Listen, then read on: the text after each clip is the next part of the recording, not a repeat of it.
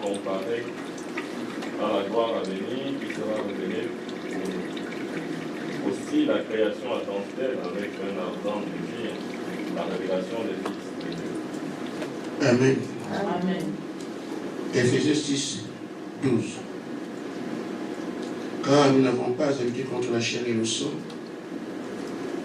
mais contre l'illumination, contre les autorités, contre les plans de ce monde de ténèbres, contre l'esprit mauvais dans les lieux célestes.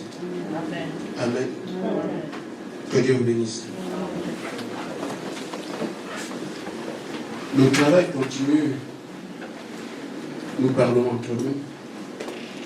Nous savons d'où nous venons, où est-ce que nous allons. Il nous faut pleinement en notre place.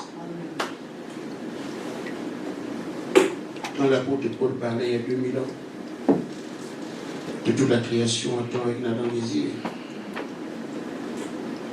on ne peut pas mettre le contenu dans cela. C'était qui, le Fils de Dieu? On se pose la question, comment Paul peut envoyer ça à l'étang prochain alors qu'il est Fils de lui-même? C'est maintenant aujourd'hui qu'on comprend que ceux dont il est question ici sont des fils adoptés. Alors, nous sommes dans le dernier temps. Si nous n'étions pas concernés par ça, on aurait bien des soucis. Parce que si tu as fait un concours, un exemple, hein, on a décidé le concours, ton nom n'est pas dedans, tu échoues. Là, ce n'est pas un concours. Dieu a prévu qu'en ce temps, on va manifester les fils. Si le travail se fait, tu n'es pas dedans, il y a un problème. Gloire à son nom. Autant on doit les manifester. Il me dit tu es dedans, viens. Amen. Et nous sommes en plein travail qui a été fait pour cela. Il ne peut pas ne pas être combattu. D'ailleurs, ça me semble de manière tout à fait violente. Parce que Satan sait quels sont les risques et ce qu'il perd. Alors, nous le savons déjà. Nous avons commis une erreur grave après la réception de la plénitude. Nous avons, on dirait, baissé les bras. Ou bien on a été orgueilleux se croyant quelque chose. Et Satan, lui, savait ce qu'il risquait. Et ceux sont déchirés contre nous. Notre corps aujourd'hui est en lambeaux. Quelques-uns au sud, d'autres à Nancy, et là au Luxembourg. Tout ça, c'est épouvantable. Mais ce n'est pas insurmontable. En tant que fils, il est écrit, ils vous combattront, mais ils ne vont pas vous vaincre. On ne sera jamais vaincu, le combat a eu lieu. Maintenant, nous redressons tout ce qui a été perdu. Nous signifions à l'ennemi que nous sommes bel et bien là, qu'il s'agit bien de nous, et qu'il le verra bien en face de lui. Ce n'est qu'un temps.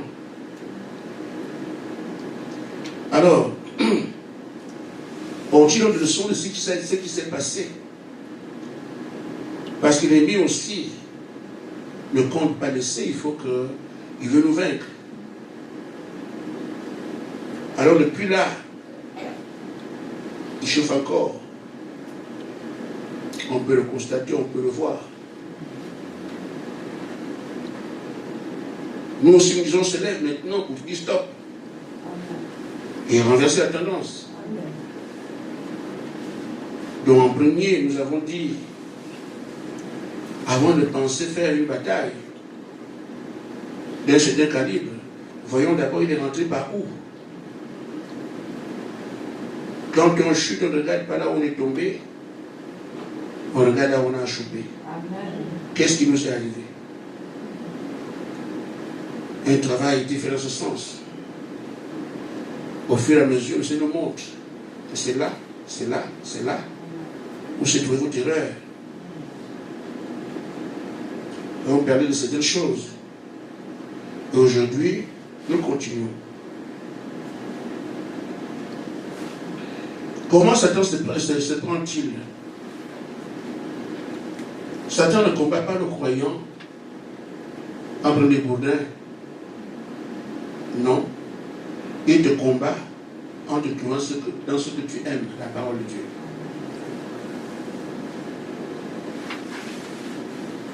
Il sait que Dieu tient sa parole. Que tu aimes aussi la parole de Dieu. Mais pour t'avoir, il va donner la parole un autre sens. Qui t'amènera à ne pas obéir à Dieu, à ne pas faire ce que Dieu veut. Et tu vas être convaincu, comme c'est écrit, alors que c'est mal interprété, mais c'est écrit. Ce que je veux, c'est bien, c'est écrit là, c'est écrit. Or, le fait que le sens ait été perdu, tu luttes contre toi-même. Et c'est ce qu'il a fait à notre mère Ève. Est-ce que Dieu a réellement dit que... Et pourtant, il a entendu. Quand Dieu donnait conseil à son fils, Satan n'était pas invité. Mais comme à chaque réunion, il est toujours là. Et c'est lui qui a provoqué Ève. Est-ce que Dieu a vraiment dit? Il fallait que Ève ait une bonne éducation pour qu'il glisse la fausse interprétation. Ève a dit la vérité. Dieu nous a dit si on mange, on meurt. Il dit non, vous ne mourrez pas. Dieu veut seulement que voilà. Il donne notre sens à ce que Dieu a bien dit. Si vous mangez, vous mourrez. Il vient avec notre sens. Non, c'est pas vous n'allez pas mourir. Si vous mangez là, vous allez être. Voilà.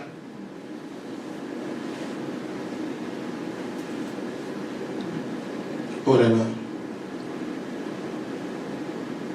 Un jour, une femme allait faire des affaires. Bon, pas des affaires, elle est à la banque. Pour récupérer son argent. Quand elle revient, elle trouve un monsieur bien habillé en costume et tout ça, élégant, tout un bon parleur. Le monsieur dit, madame, vous parlez un peu. Et vous voulez quoi? Voilà ce que j'ai ici. J'attends les investisseurs, mais comme il n'arrive pas à venir, je vous donne ça. Vous avez seulement 300 000, je vous donne. Ça là, ça produit millions, ça que vous avez là. Amen. Amen. Il a un costume, il travaille, il regarde, il dit, mais faites, il faut que j'aille à l'aéroport, je dois prendre la voiture tout de suite. Si vous perdez cette occasion, madame, je suis pressé pour partir. Elle prend 300 000, le monsieur, il prend les choses pour les vendre. Et quand elle rentre à la maison, elle dit, ah, chérie, oui, nous sommes riches. Riches comment? J'ai fait, il a fait, tu n'imagines pas. Une fois que je suis allé à la banque, j'ai retiré 300 000 euros, je suis allé chercher. Il y avait un homme d'affaires qui était là, les autres l'ont dessus. Mais il n'avait pas d'espèce, il n'avait pas d'argent. Donc il m'a donné tout ce qu'il avait comme grain à vendre. Ça fait des millions, on va aller de tout à terre. Voilà. Le monsieur regarde comme ça.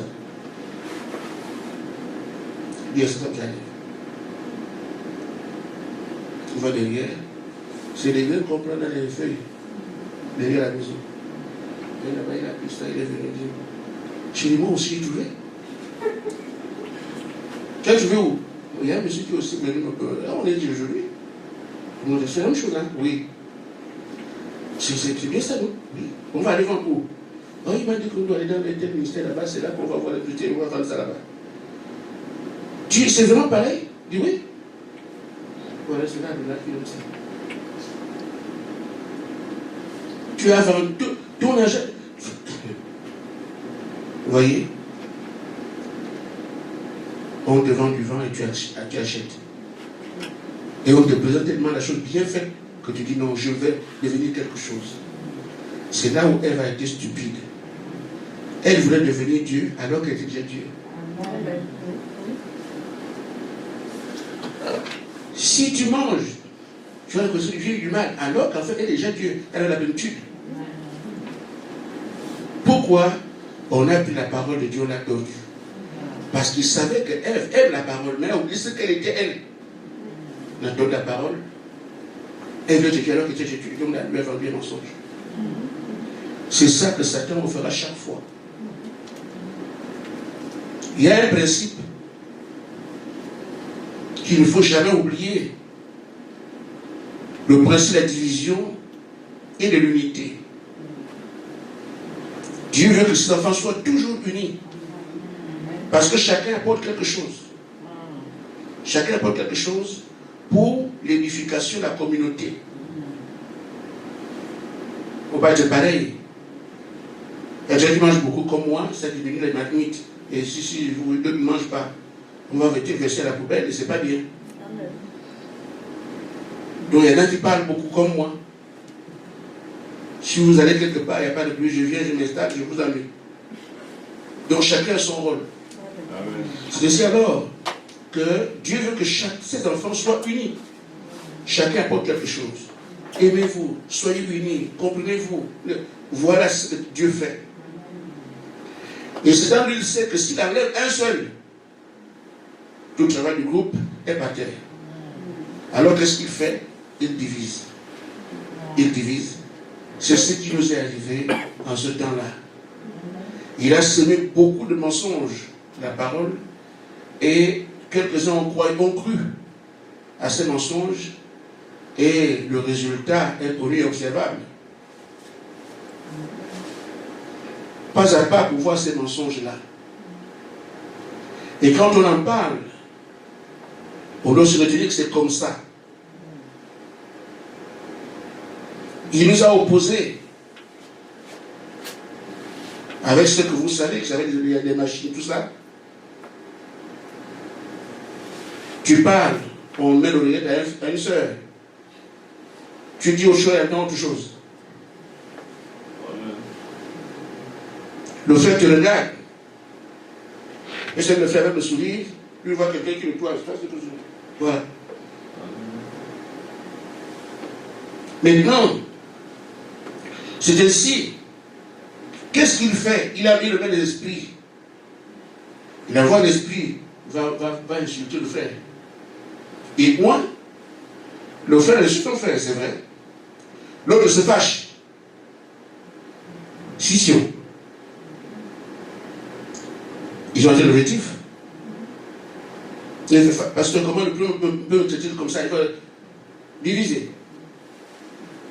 C'est l'objectif. Et Satan dira, tu vois, il t'a insulté, il t'a fait ci, il t'a fait ça. Pour que vous soyez en désaccord.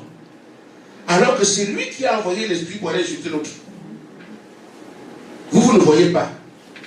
Mais c'est comme ça que ça se passe. Il n'y a pas d'injure sans des mots d'injure. C'est pour ça que Dieu lui nous dit.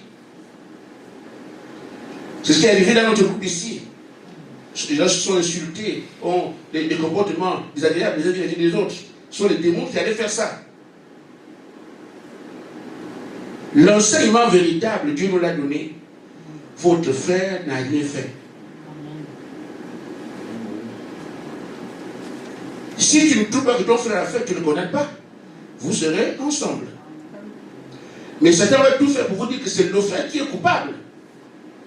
Ce qui tension demeure entre vous. Deux enseignements. Dieu dit, quand tu verras ça, ton frère n'a rien fait. Pourquoi? Parce que Satan qui est derrière ça. Il te déclare la vérité, il connaît toutes choses, il te déclare la vérité, la chose telle qu'elle s'est vraiment passée. C'est Satan qui a envoyé l'esprit, ou un tel frère, il a insulté l'autre. Le scénario est contre Dieu. Mais quand toi tu vois ce que c'est pas le frère m'a fait, Dieu dit ton frère ne t'a rien fait. Si tu comprends que ton frère n'a rien fait, vous n'avez pas de problème. Amen. Et si tu acceptes ce que Satan dit, c'est ton frère qui a fait ça, vous aurez des problèmes. C'est pour ça que l'apôtre Paul dit, dans Ephésiens 4, que je l'ai dit, 6, nous ne combattons pas la chair ni le sang, ce sont les esprits mauvais, à lui qui sont nos ennemis. C'est pourquoi, quel que soit ce que je peux te faire, comprends que je ne peux pas faire ça si l'esprit ne me convainc pas pour le faire. Donc, à bien regarder, il faut combattre l'esprit qui est derrière moi et tu peux ton frère.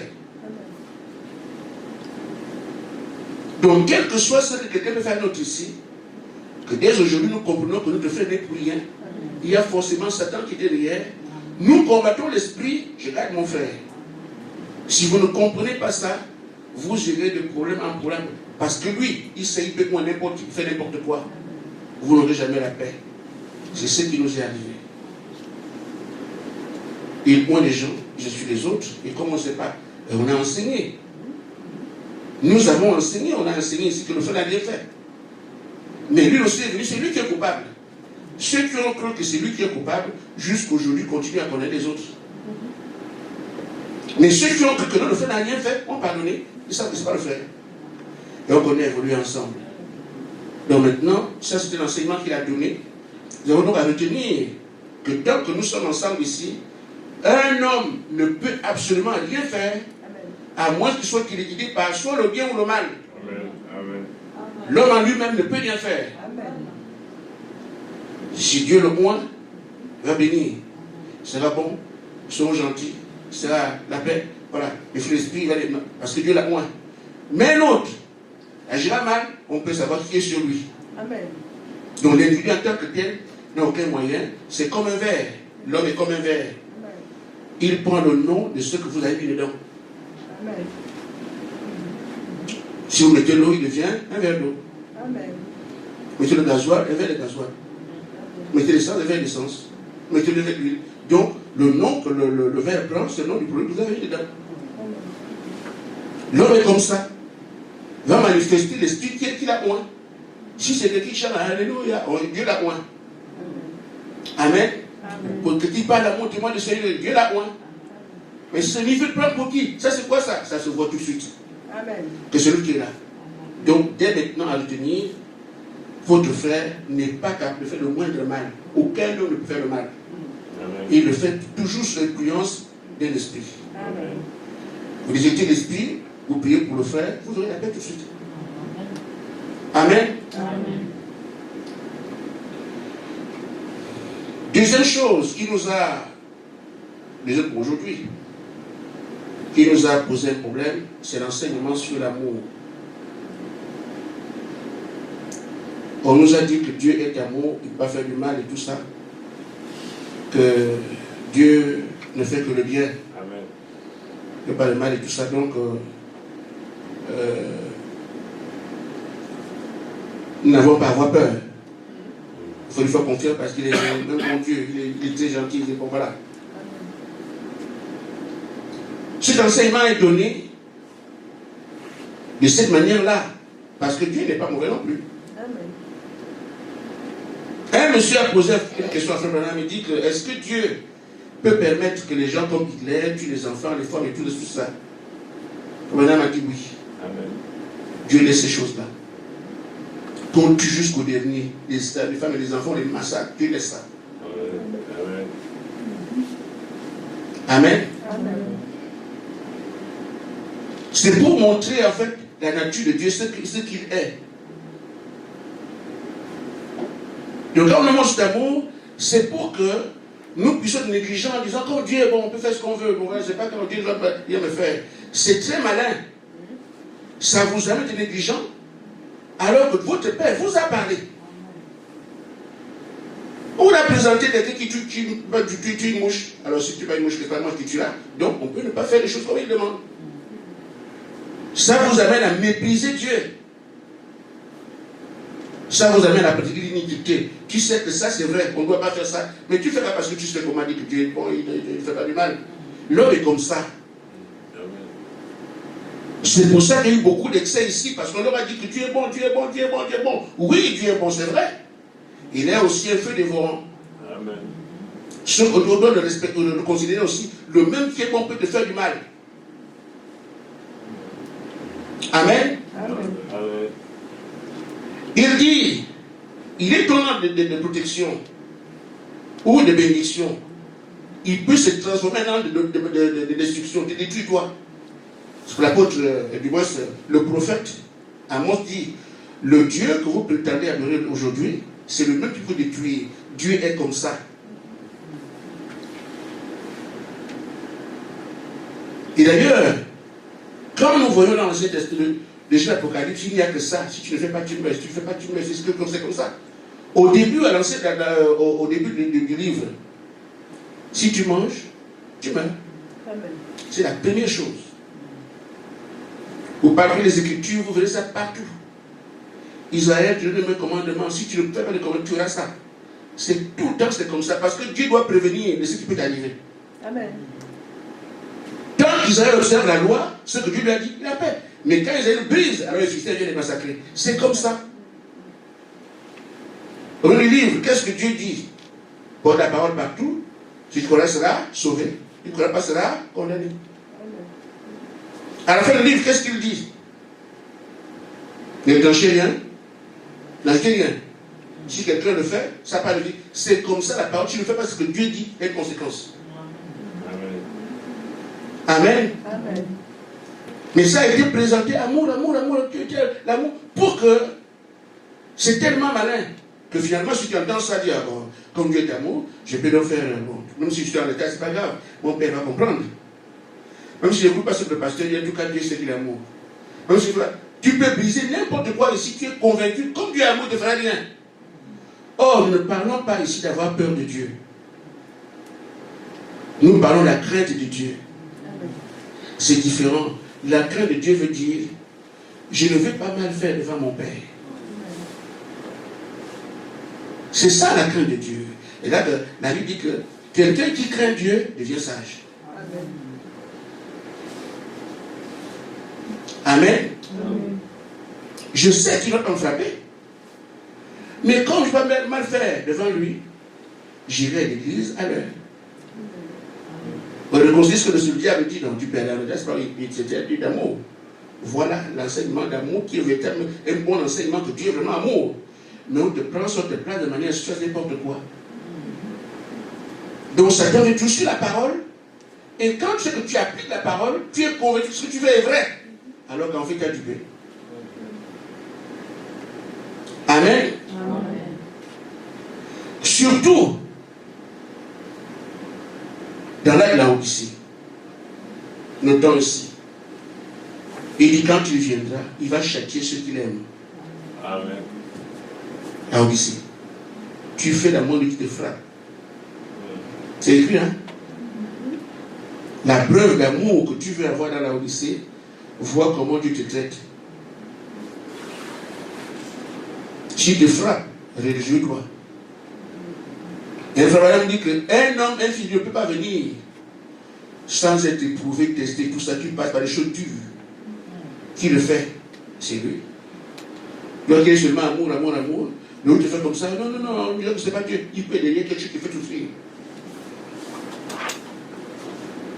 Amen. Donc soyons équilibrés. Comprendre que Dieu est amour, c'est vrai. Mais devons aussi avoir la crainte pour ce Dieu-là. Il dit, il exige qu'on le respecte. On nous a présenté qu'il est amour. Maintenant, comme on veut, si on dit, on le fait, c'est comme ça. Même ici, les gens dans les églises, pourquoi? C'est parce qu'il n'y a pas de punition. Les gens sont à la maison, l'église est vide. Pas de punition. Dans les entreprises, dans l'armée, vous ne verrez pas ça. Dans l'armée, personne n'est absent. Pourquoi? La punition. On sait ce qu'il y a derrière. Mais à l'église, c'est pour ça que c'est très difficile. La plus difficile, c'est conduire le peuple de Dieu. Il n'y a pas de punition. Et chacun peut faire ce qu'il veut. Mais quand on arrive à des gens qui respectent, qui craignent Dieu, là tu as un peuple. Amen. Je te dis alors que frère, sachez bien que dans la Odyssée, Dieu est là, il veille sur sa parole, qu'elle soit vécue. Vous ne faites pas ce qu'il vous dit, frère. Beaucoup. Je ne parle pas de quelqu'un qui ne sait pas, je ne savais pas. Non. Quelqu'un qui est innocent, innocent. Non. Je parle de ceux qui font le malin. Amen. Ainsi, frère, je vais avancer un peu vite parce que l'heure avance. Et surtout que je vais parler avec monsieur le ministre d'État de RDC. C'est vraiment un livre important. Alors, voyez-vous faut donc l'amour qu'on nous présente. Je dis, il m'est arrivé. Il dit, vous qui êtes fils de Dieu, vous n'allez pas faire les mêmes choses que ceux qui sont des ennemis. Les autres vont s'en sortir. Vous allez essayer, vous allez... Voilà. Ce matin, j'ai pris l'exemple. J'ai montré comment quelqu'un prend le bus sans payer. Alors que moi, je ne sais pas comment prendre le tram, je viens d'arriver en France. J'ai l'argent, mais je ne sais pas quoi faire. Lui, il prend le tram, les bus, il va partout en France, il ne paye rien du tout. Et moi, je dis, monsieur chrétien, je paye tout. Quand on est ensemble, mais je me retrouve, on prend le bus avant, je me retrouve ici avec le tram. Je ne sais pas comment faire. Je dis, ah, peut-être ils vont me comprendre que comme il vient d'arriver, pauvre nègre, je ne sais pas quoi faire. Je dis, frère, moi je prends le tram ici, premier arrêt, les conteneurs sont là. Alors que j'ai fait des jours avec lui, ils ont le peur. Voilà, c'est comme ça.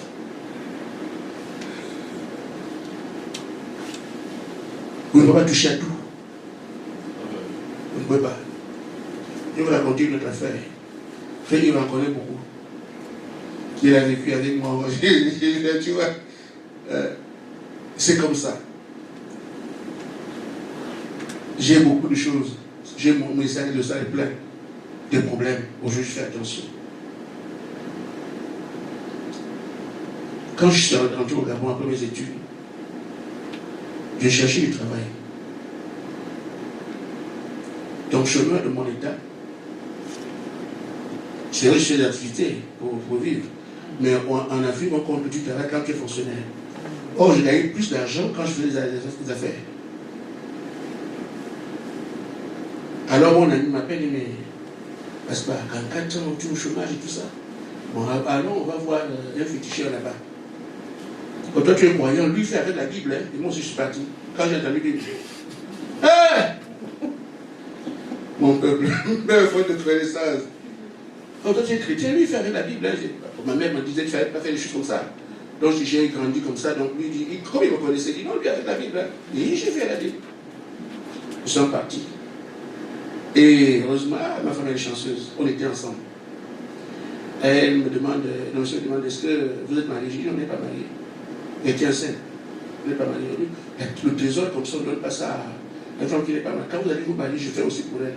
Pour l'instant, la richesse est pour toi. Parce que non, moi je ne veux pas que la richesse aille à l'extérieur. Et elle n'est pas la richesse. C'était la malédiction. Il lui fait le chauffeur et il me dit de rester 4 jours sans me laver.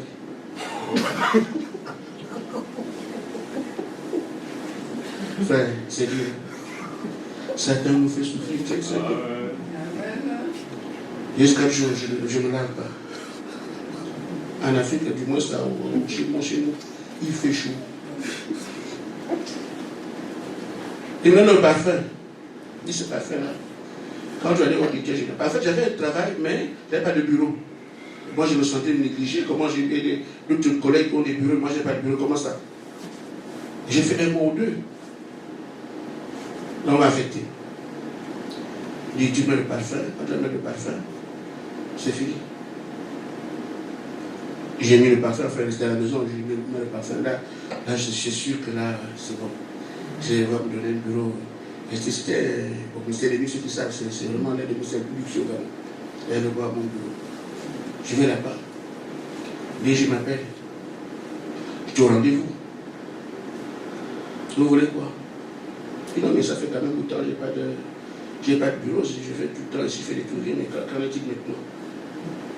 C'est vous qui venez me donner des ordres. Donc moi, je donne des employés. Alors je ne vous connais plus ici. Il m'a chassé. J'ai dit non, je n'ai pas bien mis le parfum. Il y avait juste les toilettes à côté comme ça. Je suis allé là-bas. Frère, j'ai mis juste pour qui, j'ai mis partout. Je retourne tout de suite. Le DG, oui, madame m'appelle. Il y a quand même. Le DG, c'est pas vous que je suis.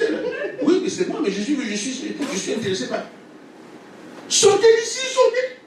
Il m'a menacé. Va voir, tu ne viendras plus ici. J'ai dit à ma femme, je ne comprends pas. Frère, vous ne pouvez pas faire des choses comme ça, non. Châtier. Donc, là où les autres réussissent, ne t'imagine pas que toi aussi, tu ne sais pas qui est qui. Le Seigneur n'aime pas ça. Que ses enfants ne comptent pas sur lui. Donc, je ne savais pas qui j'étais à l'époque. Aujourd'hui, je comprends. J'ai fait le tour de ces choses. J'ai compris. Ah! Je comprends pourquoi. Même aller voir un grand type. Monsieur est bien placé, bien me rendre service. Non. Que ce soit lui-même. Alors, mes frères, ce qu'on a enseigné ici, c'est juste pour que nous puissions nous casser la figure. Et le Seigneur a le droit de vous châtier parce que c'est là aussi qu'il vous forme. Amen. Dieu est amour, c'est vrai. Cet amour n'est pas une désordre. Il faut aussi savoir qu'il peut s'énerver. Amen. Amen. Tu n'as même pas besoin de sa colère. Tu as besoin de ça. Tu comprends seulement que j'aime mon Dieu. Comme je l'aime, ce n'est pas comme il m'aime, je peux faire des choses, il ne fera rien. Ce n'est pas ça. Comme je l'aime, il m'aime, je ne veux pas le décevoir. C'est plutôt ça. Amen. Dans cet amour, croise Dieu, sachant comme je l'aime, je ne veux pas le décevoir ici. Amen. Et de l'autre côté, on te dit il est amour. Au point que tu dis, je peux faire, bon, il ne fera rien. Là, c'est l'enseignement de Satan. Amen. Amen. La troisième et la quatrième, c'est la même chose. Nous avons beaucoup entendu quand on disait il faut une repentance sincère. C'est ça, non? Amen. Repentance sincère. Je vous dis, ça ne concerne pas ta relation avec le frère. Ça concerne ta relation avec Dieu. L'approche de Dieu, sois sincère. Amen. Amen. C'est toi qui es demandeur. Si tu vas le Seigneur avec Dieu, il dit, j'agis perfidement avec les perfides. Amen. Si tu es clair, honnête, Dieu, c'est pour ça qu'on dit à quelqu'un d'agir, de faire une repentance sincère. Pour ce qui est du frère, c'est calé. Tu demandes pardon, ça ne se négocie pas, c'est pardon, c'est terminé. Donc, repentance sincère ne concerne pas ta relation avec ton frère. Parce que quoi que vous le vouliez ou pas, quand on a demandé pardon, nous t'accorde le pardon, c'est tout.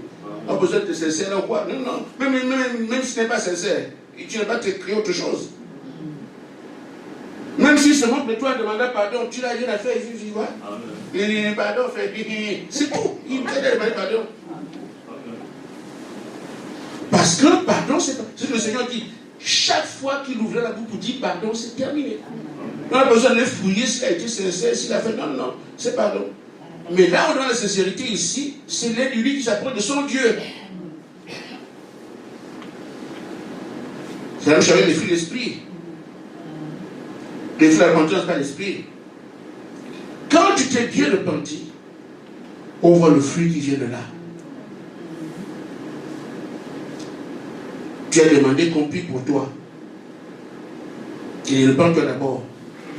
Alors qu'on le prie pour toi. Tu te repens. Et donc, prie pour toi le résultat. Là, on voit le fruit de ta repentance. Tu t'es bien repenti. Parce que la suite, c'est ça, ce qu'on appelle le fruit de la repentance. Le résultat. Mais Satan a pris ça. Pourquoi? Comme il sait que ça ne concerne pas le frère, il place entre le frère et toi. Si le frère demandait pardon, pour Dieu, c'est fini. Vous continuez ensemble. Mais pour Satan, je demande pardon. Tu dois encore vérifier si c'est sincère. Pourquoi? Pour que la baballe continue. Pour négliger le pardon, là, que les problèmes continuent. Il y a même encore, si le frère s'est repenti, oui, mais il faut qu'il produise les fruits de la repentance. Pourquoi pour le problème continue? Ce n'est pas quelque chose qui nous concerne, nous. C'est que Satan a voulu agir ainsi pour détruire. Il nous a trompés. Parce que personne n'a dit quoi? Comment on vient de dire? Aucun frère n'a commis l'erreur. Personne n'a rien fait. C'est Satan qui, avec tous les esprits de la gloire, qui vient, qui a trouvé les failles, et il s'est glissé. Nous, on a réagi. Parce que mal enseigné. Pas dire c'est le frère qui a commencé ça. Même le jour où il a commencé, c'est l'autre aussi qui était là. Amen. Amen. Amen. Nous sommes donc ici parce que nous avons charge. Chacun de nous ici, nous sommes la super race. Cette race sortira demain. On fera face à des choses comme ça. Vous saurez alors comment faire. On nous a dupé une première fois. On ne peut plus, comme on dit, Satan, tu ne mourras plus. Non, non, non. C'est arrivé, il a permis. Maintenant, nous voyons clair. Quand on ira demain, on saura parce que c'est comme ça, ce monde, le monde du monde entier. Il y a des gens qui divorcent alors qu'ils s'aiment. Monsieur aime sa femme, la femme aime son mari, qui provoque le divorce, il est plus là-bas, le plus là-bas. Amen. Des gens qui se battent, des amis qui se battent pour rien. Ils s'aiment tout le chaos, toute la terre, c'est parce qu'il fait, c'est comme ça qu'il fait. On pose des situations comme ça. Nous allons donner avec l'enseignement. On nous a dupé une fois, mais on sait maintenant comment ça se passe. Maintenant, je commence mon sujet. Parce que j'ai dit, nous avons tiré avantage de ce que Dieu traite avec nous. Amen. Un conseil. Quand on t'insulte, ne te fâche pas. Pourquoi? Dans l'injure, il y a un trésor. Amen. Et vous ne le savez pas. Amen. Amen. Et suivez-moi bien. Il nous a été dit que si tu veux que Dieu donne l'amour, il n'envoie pas l'amour par l'entonnoir. Il placera quelqu'un devant toi, là où tu manifestes l'amour. Amen. Amen. Mais tu ne sais pas qui tu es. Les gens qui sont autour de toi savent qui tu es. Tu veux seulement, j'ai envie de me changer, Seigneur, il faut que je change. Amen. Mais quand quelqu'un vient dire, toi tu es orgueilleux, tu vois, c'est sorti. Ne te fâche pas. Prends plutôt ce qui est là. Après, ça va le Seigneur. Amen. Amen. On t'a mis en face d'une situation qui est ta question d'orgueil. Parce que quand tu veux être, ne plus être orgueilleux, il te placera devant quelqu'un qui te montrera que tu es orgueilleux. Comme tout ce qu'on demande, il nous place la situation pour qu'on vive ça là. Manque d'amour, il te placera quelqu'un devant qui te manifestera l'amour une fois, deux fois, trois fois. Ça se passe, tu manifestes l'amour, tu es habitué. L'orgueil, c'est comme ça, parce que quelqu'un, voilà, tu veux que tu es humble, on te place une situation où on te méprise. Là, tu supportes là, tu supportes là, tu supportes là. Oui, ça s'installe. Amen. Amen. Alors, chaque fois qu'on t'attaquera, il y a des choses, tu es habitué à, tu tires l'avantage de ce qui est dedans. Amen. Amen. Tu prends ce truc en prière. On dit encore ici, tu prends ce truc. Donc tu ne t'intéresses pas à l'injure qu'on t'envoie. Toi, tu t'intéresses ce qui est derrière ça. Je récupère ce qui est contre moi là. J'amène ça vers le Seigneur. Vous allez voir que vous n'allez plus attaquer quand quelqu'un vous insulte. Mais pourquoi te fâches? Parce que Satan sait que, comme cet homme t'a dit, tu es orgueilleux, tu t'énerves pour que tu ne t'occupes pas de ça. Aussitôt qu'on dit tu es orgueilleux, tu t'énerves.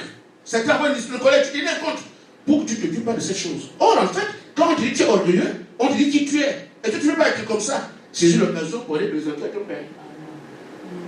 Vous avez compris? Amen. C'est Christ dit, vous savez ça? Tu as compris? Amen. Amen.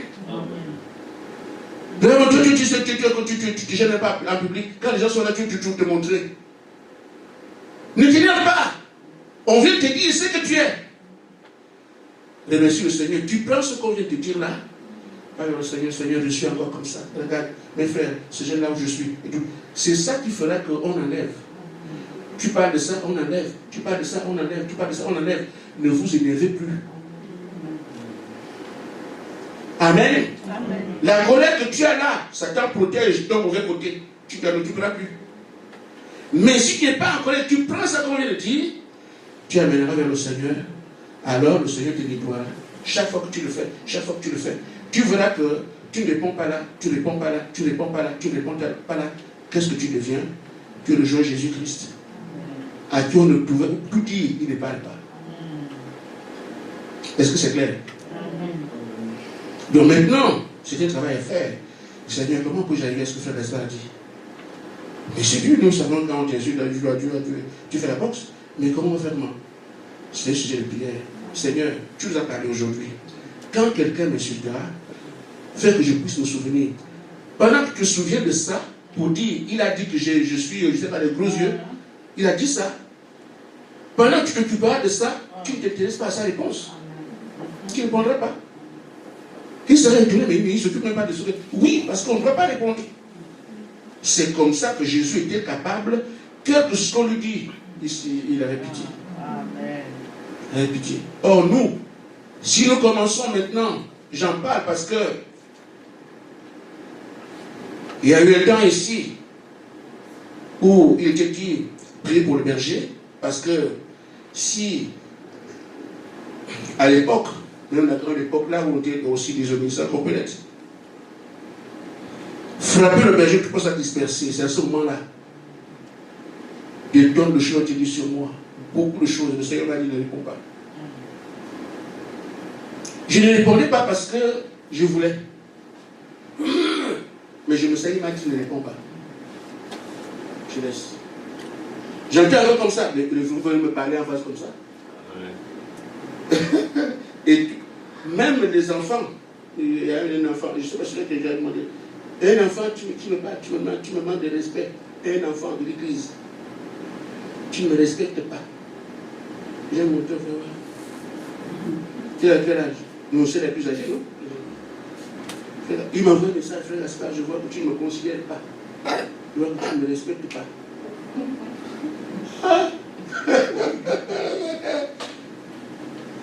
Voilà. J'ai demandé seulement pardon.